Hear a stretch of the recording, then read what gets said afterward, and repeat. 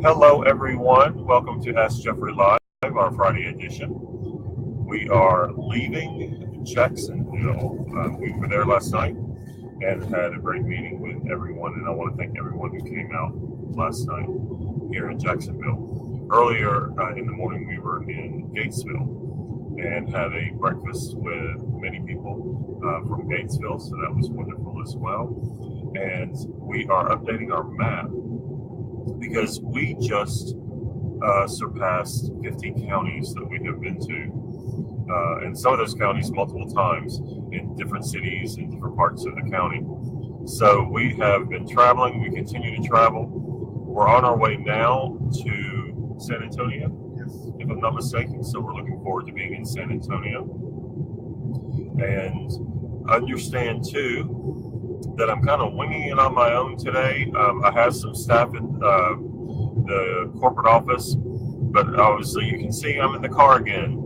So we're doing Ask Jeffrey Live from the car. So y'all are going to be sick of seeing the inside of my car before this is over. So thank you for the happy anniversary. I appreciate that. Sergio and I today are celebrating 1 year of being married, and tomorrow is my 50th birthday, so I have two wonderful events that are happening. So it's an incredible thing. And Sergio, just a shout out to you. I love you, and I'm sorry I could not be home for our first anniversary, but I know that you understand that what we are doing is important, and we need to be out there. So y'all give it up for Sergio as well. So Deborah, thank you for the happy early birthday. I appreciate that. Thank you so much. And let's see. I'm reading. Of course, the writing on my computer is so small, but I promise you I will answer any questions. Remember, Ask Jeffrey Live is every Friday from 12 to 1. And this week has been a busy week. We left on, was it Monday? No, we left Sunday, and we've been on the road ever since, and we're having an incredible time. We have been covering a lot of East Texas as well as South Texas this week, and we're not slowing down. I believe we're down to 38 days until the primary. Remember, if you have not registered to vote, you must be registered by February 5th in order to vote on March 6th. So if you have not registered to vote, please contact Christopher Stinnett.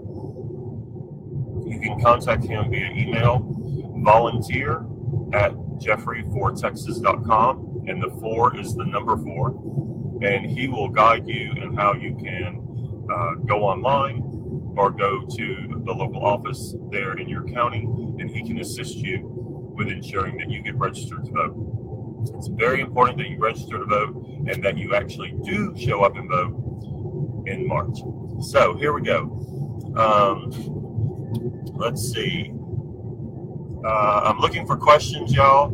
So thank y'all again for the best wishes on the anniversary. Thank y'all so much. Let's see. Any ideas about how to fix education in Texas? Yes. Well, one, and education, as y'all know, is truly one of my top issues. With education, first of all, let's stop talking about the voucher program. The voucher program does not work. It's not going to work. It's a scam. It's a way to give public money to individuals to send their children to private school. It doesn't cover the total cost of private school. And so individuals who are in the low income or even middle income are not going to be able to afford the difference between the cost of private school and what the voucher would provide to them. It's like a coupon, and it doesn't work. It's not going to work. It's off the table as far as I'm concerned, because public money should be used for public schools. And when you look at the Texas Constitution, it actually says that we are supposed to provide a public education. So that's what we will be doing. I believe it is a step by the current party in which to eventually just privatize education, and that would be the worst thing we could do. Just like when we privatized the prison system, that is not something we should do, and we should undo that as well. But that's another topic. The other thing is with the STAR test, because of No Child Left Behind, we actually have to test our children. However, how we test our children and how we use the results of the test is up to the state. So rather than this current system of using a STAR test to punish the student, punish the teacher, punish the school, and punish the district, why don't we have a test for our child that assesses where they are in their learning process, in their educational life, and then use the results as a positive tool so that we can make sure that that child is receiving the education that they truly need. And I will also advocate that we test our children at the beginning of the year rather than the end of the year. When we test our children at the beginning of the year, then we see where they may need help. And then we can spend the school year actually educating them on what their needs are. When we're testing them in April, end of April, 1st of May, whenever the school tests, it's a little late to do anything at that point. So why don't we test at the beginning of the year so we know where the student is, so that we can ensure that we're providing the student exactly what they need. And then we're using the results of the test as a positive influence on their education rather than using it as a punishment. So thank you for that question. And also we need to fund education. When we fund education, we can close the loopholes that are with large corporations. They're receiving sweetheart deals. They're not paying their fair share of property tax. And we need to ensure that they're paying their fair share of property tax, because when they're not paying their fair share, then the responsibility of funding education falls on individuals, all of us, and small business. And we need to actually, ensure that large corporations are paying their fair share of property tax. We've been saying that since July. And I know there are a lot of other candidates out there, they're now touting the same thing, a lot of the gubernatorial candidates. And you know what? We've been saying all this since July, and I'm glad that other candidates are thrilled with what we have put out there. They're thrilled with our policy to the to the point that they're even starting to use our policies. So if imitation is the sincerest form of flattery, we consider ourselves flattered. So thank you to all of you. Alrighty. And one last thing on education. We need to, Lewis is driving, and he's passing someone, so I apologize that I need to hold on to my computer so it doesn't fall. The one last thing about education is we need to start treating our teachers as the professionals they are. And that is what we have not been doing. Teachers are professionals. Let's treat them like the professionals they are. Let's treat all educators like the professionals they are. And then let's make sure we pay them accordingly, as well as their benefit package is something that's worth more than the paper it's written on. The health care that we provide to our teachers and to our retired teachers is horrendous. I get better coverage for the employees I have with all my small businesses. I get better coverage at less cost than what teachers are paying and the services they receive. How can I, as a small businessman with not even a percentage of the number of employees, the number of teachers, have, how in the world can they be paying more for less, and I can, in my personal business, get more policy and more coverage for less money? That's because someone's not doing their job. And it's time that you had a governor who stepped up and went to bat for teachers and all educators and ensured that we treated them exactly how they should be treated, and that is the professionals that they are. So thank you for that question about that. Let's see.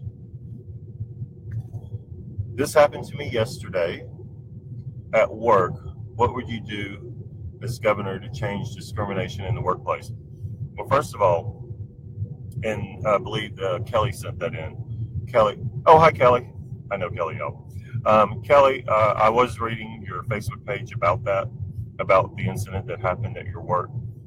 We need to ensure that workplace discrimination based on sexual orientation, based on anything for that matter, is not adhered to. We need to pass the laws. We need to ensure that benefit packages for if they're offered to to straight marriages, that we also offer it to same-sex marriage. We cannot discriminate based on someone's sexual orientation, period. And we need to ensure that the laws are in place statewide so that that doesn't happen anywhere from one end of Texas to the other. And we need to pass those laws. That's what I will advocate for. That's what I will push with the legislature, to ensure that laws such as that get passed and that every Texan is treated equally. So, Kelly, thank you so much for that. And that is exactly what we're going to do. Let's see. My grandson is in special ed with ADHD. I'm so afraid this will be pulled. Yes. And Deborah, thank you. Deborah is asking about special education. And thank you for that. That seems to be the topic that many candidates just overlook. We have not been overlooking that. What we need to do is fund special education, period. We need to ensure that if someone is tested early on, not test them later on. Because what I've always said is if we can identify, in this case, ADHD, at a much younger age, then the gap that we need to make up is only this much. But when we identify, in this case, ADHD, when they're further along in their education, then the gap is much wider. And what we need to do is ensure that we are able to identify, again, in case in point, ADHD, at a younger age, so that we can work with that child at a younger age, and it costs less to do it when they're young than trying to, 5, 6, 7 years later, then trying to catch them up. Special education is wholly underfunded.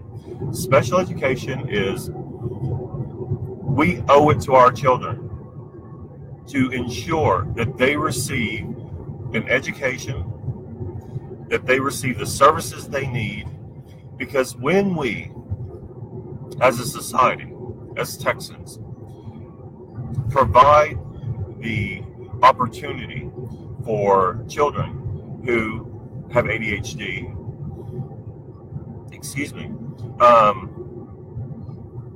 I'm sorry, someone just popped up on my screen. I apologize, y'all. But when we're able to provide that education for that child, then that child is going to be more successful in their school and in their education. And then they're going to be more successful in life in general, because we made the investment on the front end. And that's where government seems to not know how to get it right.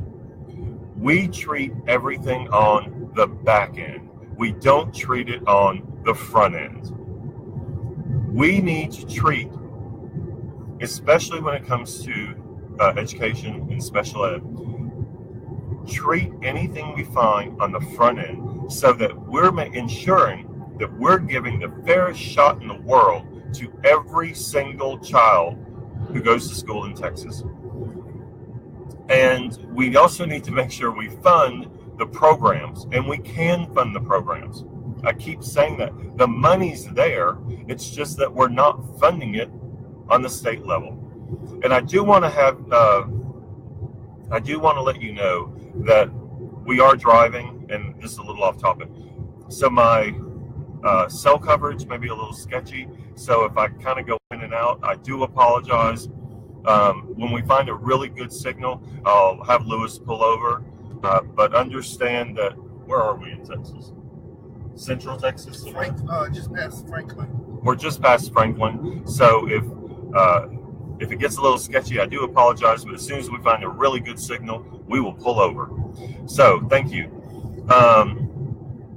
Let's see. Jessica is asking, what's your take on becoming stern with companies who are polluting Texas? Air, water, oil companies and such that get away without punishment. First of all, and thank you, Jessica, for that question. If you pollute air, water, I don't care. If you're polluting, we're coming after you. Because we should be. We have laws in place to ensure that that doesn't happen. And if you pollute, then you're going to clean it up, first of all. And then we're going to ding you for having done it in the first place, for having caused the pollution in the first place. There are laws already on the books. They're just not being enforced. So we're going to enforce them. Instead of spending time on, stupid legislation, like which tree can we cut down, what bathroom someone is going to go to, we're going to look at exactly what's important. And our water and our air, that is important. That's the issue we should be looking at. And companies that break the law should be held accountable. And we will, and I look forward to working with the Attorney General's office to ensure that we go after every single company who is polluting our air and water.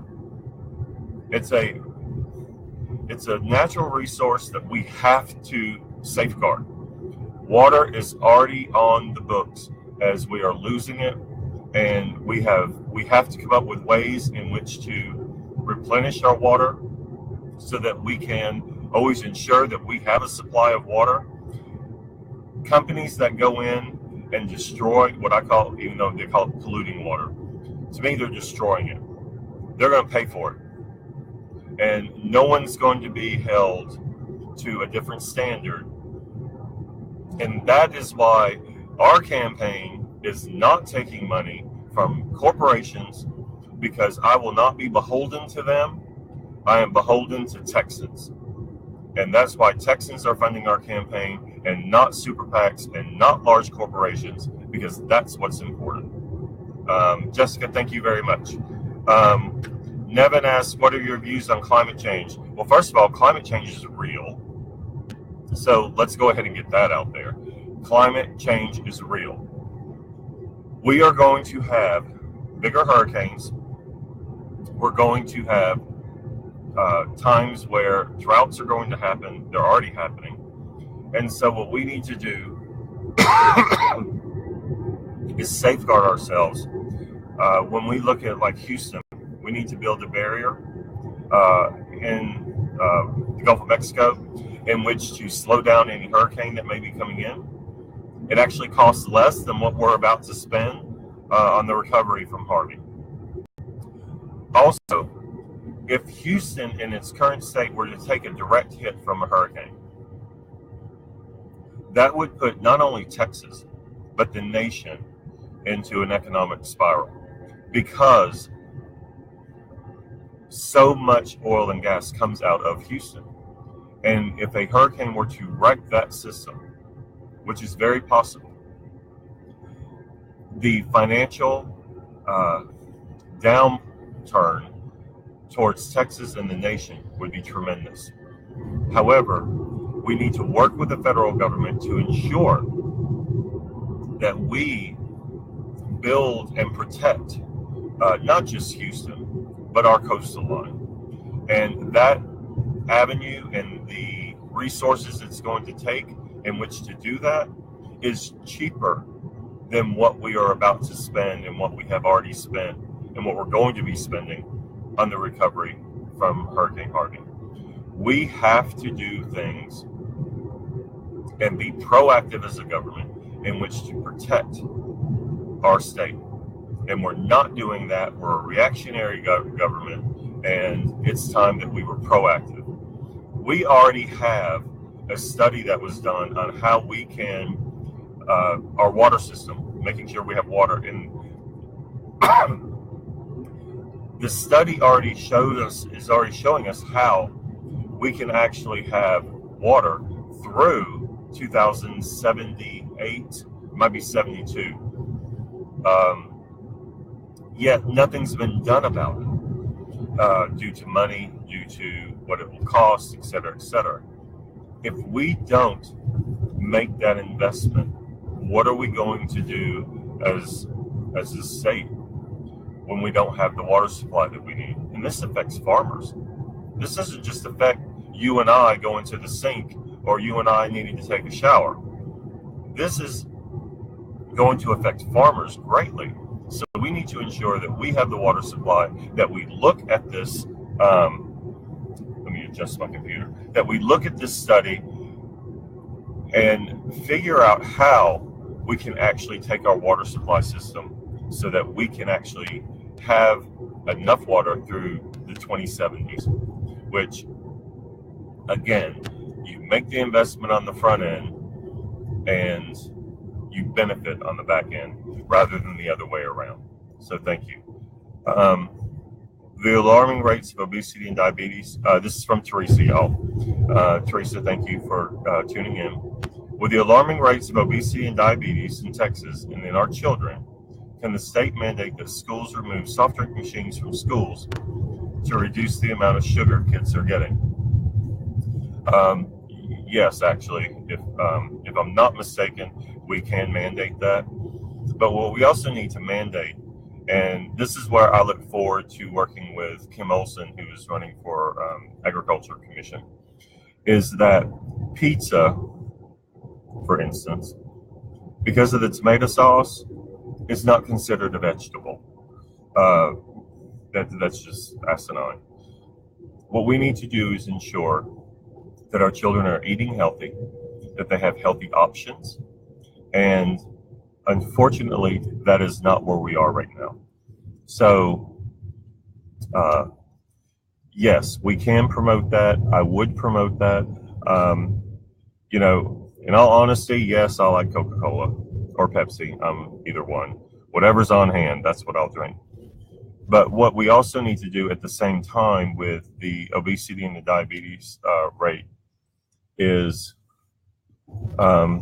we need to ensure also that we promote recess.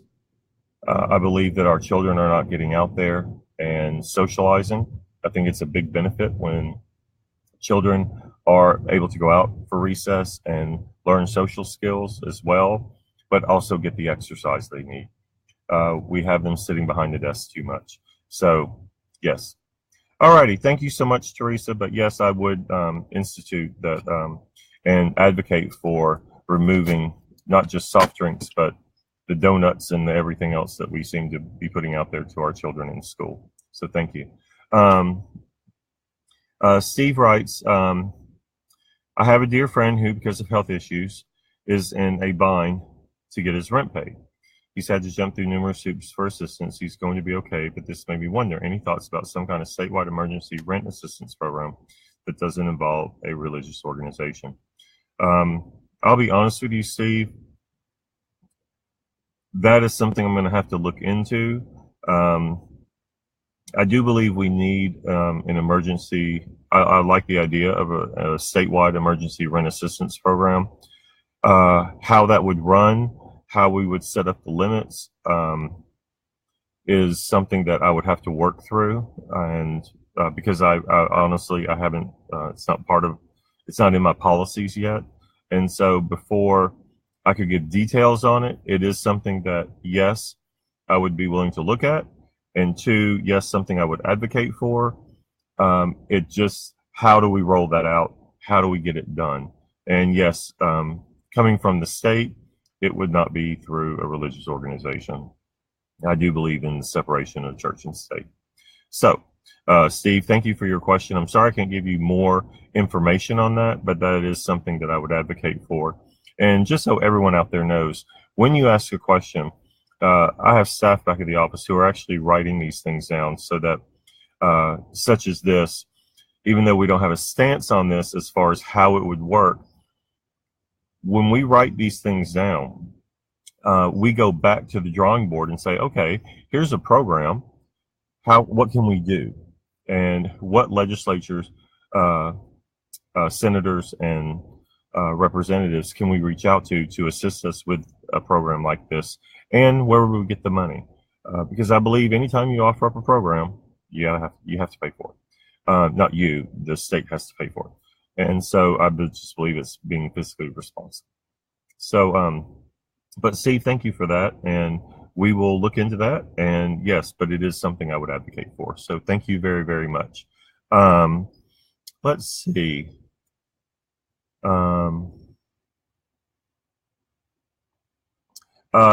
Kristen says more physical activity. Going back to her question, I believe it was your question, or she may just be putting something. Maybe it was Teresa's question. More physical activity equals more focus in the classroom. Don't cut PE classes. I agree, Kristen. PE needs to be active, and we also need to refund the arts. We need to refund music, and we need to refund theater. We have defunded those, or schools have been forced to cut those programs simply because of an income issue. So what we need to do is ensure that extracurricular activities are there, such as music, such as theater, and so on. And we also need to make sure that we have children out for recess. And I agree. I mean, I remember when I was in school, and y'all can do the math. I'll be 50 tomorrow, so you can figure out when I was in school. Recess was a big thing. I remember theater being a class. I took theater for a year, my sophomore year in high school. You know, I was never a musical person. I couldn't coordinate myself to play any instrument, and y'all never want to hear me sing. So, you know, but that's important, and we need to bring those back. So, Kristen, thank you for jumping in on that. I agree with you. Deborah, I've lived in both Houston and Rockport. I have so many friends still suffering. The recovery is so slow. And the flood insurance is a joke. It needs overhaul. Yes, it does. For those of you who don't know, I actually moved to Texas in 2005 after Hurricane Katrina. And I've had people ask me over the last 13 years, and while I've been on the campaign trail, well, why didn't you move back to New Orleans? Well, because they didn't make the levee system any better. I couldn't go through yet losing my home again. And so I was going to put myself out there. So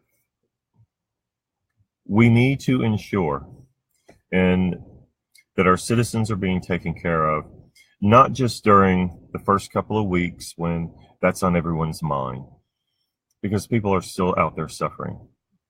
They're still wondering where they're going to live. Their homes are destroyed, or they're unlivable, or they need maintenance in order to be able to live in there again.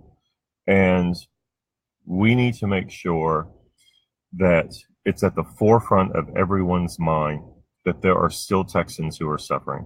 And how I feel right now is that though a lot has been done, there's a lot more that could be done and should be done.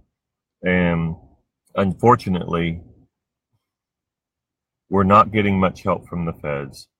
The state isn't really stepping up. And as your governor and someone that has gone through this himself, I can assure you that the programs and the people of Texas who are affected by Hurricane Harvey will be taken care of, that we will ensure that programs that are out there aren't being caught up in red tape, that people aren't having to go through all this red tape in order to receive either assistance or guidance or anything. We have to work on how we roll out our programs. Again, this was a case where we were reactive. And we have to get to the point where we stop being reactive and get to the point where we're being proactive, so that we have a plan in place that if a hurricane hits, I'm sorry, y'all, I have a cough drop in my mouth. so that if any natural disaster hits, what is our plan? So that we can start the moment it happens and not get caught, back on our heels going, okay, what do we do? Well, let's create this program and this program and this program, and let's put everyone through this red tape and this red tape. No, we need to have a plan in place and ensure that if anything happens, that we are ready to go at that very moment, not worrying about it when it's, in the Gulf of Mexico headed our way. It's too late to be thinking about what programs we're going to have in place. So if you want a proactive governor, I'm your man. So thank you very much for that. Let's see. I need to scroll up just a little bit. Carrie, thank you, Carrie. Texas has a huge problem with domestic violence. More women are killed by male intimate partner than any other state except California, which has 33% more people. The most frequently requested unmet service for survivors of domestic violence is housing. How would you address this issue? And yes, Carrie, thank you for bringing this up. Everyone always asks me, what are your top 3 issues? And even though I always say all of my issues are the top issues, but when they force me to name 3, it's always, education, healthcare, and women's rights. When it comes to domestic violence and a woman, either by herself or with even her children, her loved ones, need to get out of that situation and get to safe housing, we need to provide that for those individuals so that they have a safe place to go. And we need to work with the programs that are already out there, which are not many. I'm going to be upfront with y'all. There's not many out there. We need to ensure that no matter what community we're speaking of, that there is a resource there for them, for women who are victims of domestic violence, have that safe place to go. And it's unfortunate that we have not made this a top 3 issue, because it should be. And women are suffering. They are either physically being abused, or, as your post says, your comment says, they're actually being killed because they have nowhere to go. Something happens, they have nowhere to go, so they have to stay home. Well, then they know, the other person knows where they are, and they're hurting them in one way or another. So I will advocate, Carrie, to ensure that the program isn't just funded, but the program is grade A, and that women know that they always have a safe place to go should things go awry with a partner of theirs or a husband or whatever it may be. We have to ensure the safety of women and children when it comes to domestic violence. We have shortchanged as a state, and as a nation, I'll go as far as the nation, even though I'm not running for a national office. We have shortchanged women. We have shortchanged how we treat women. We have shortchanged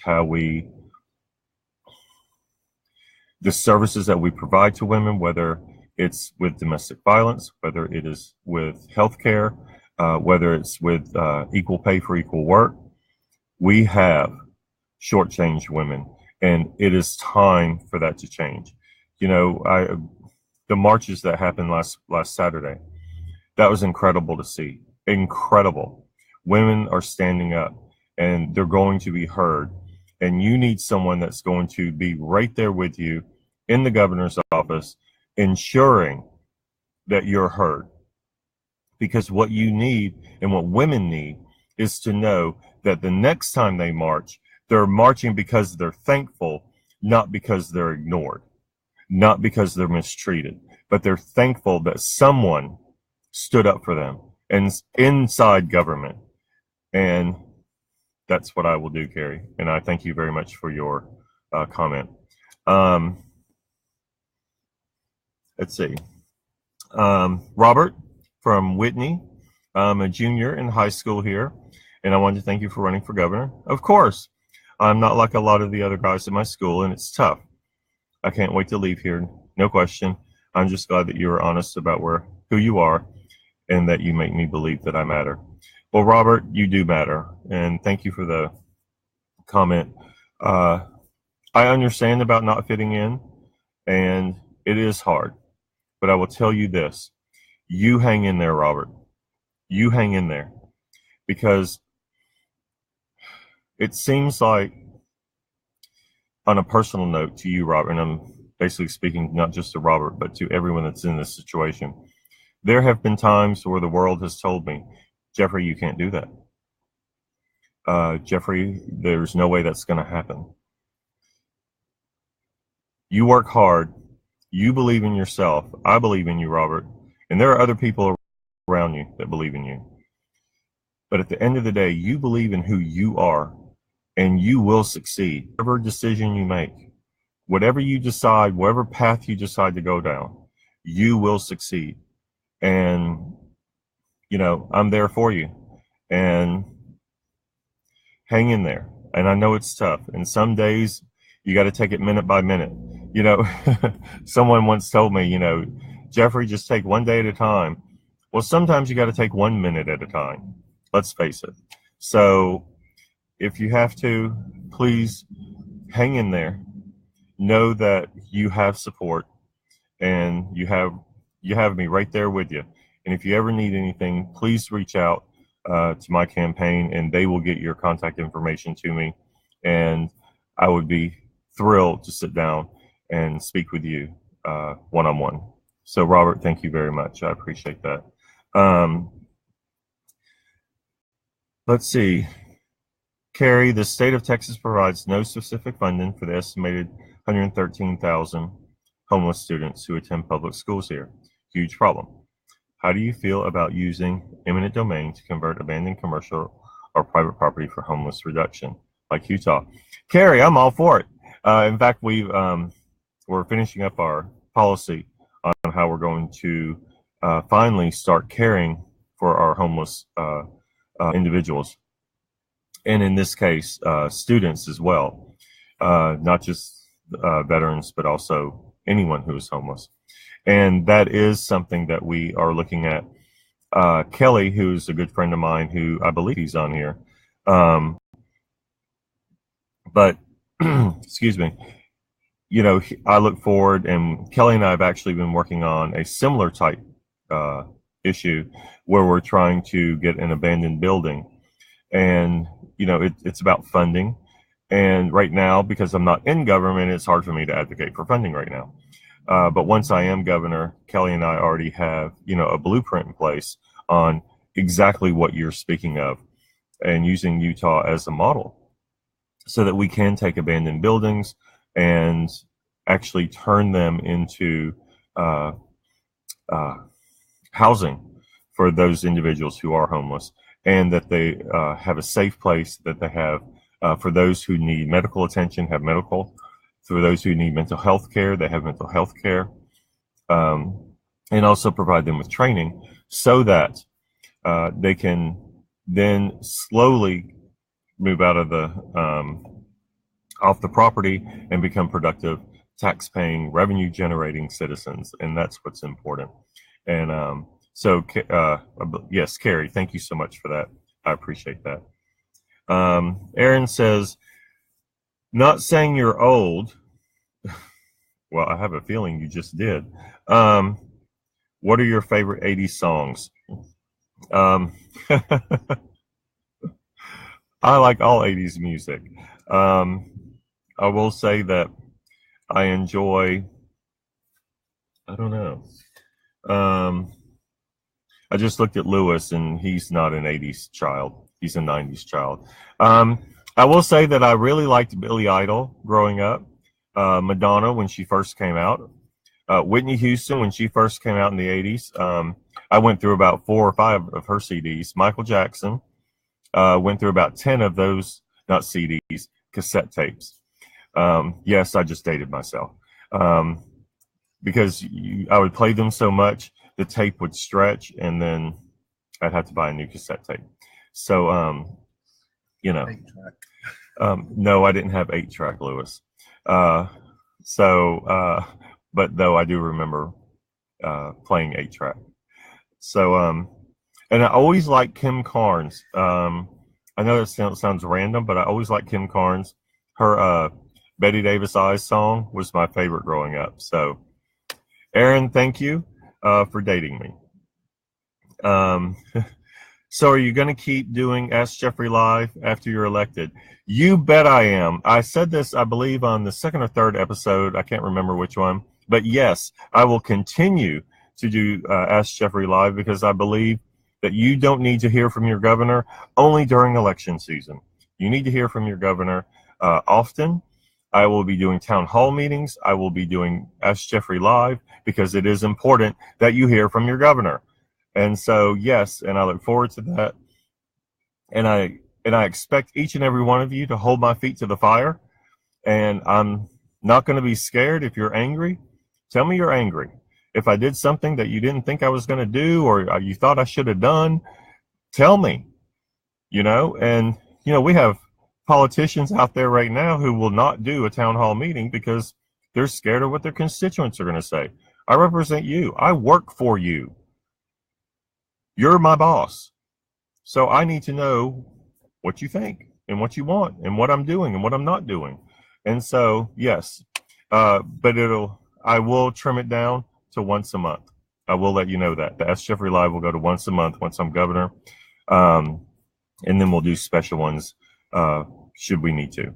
I do want to let y'all know that even though I charged my computer last night, all night long, it is now telling me that my battery is about to die.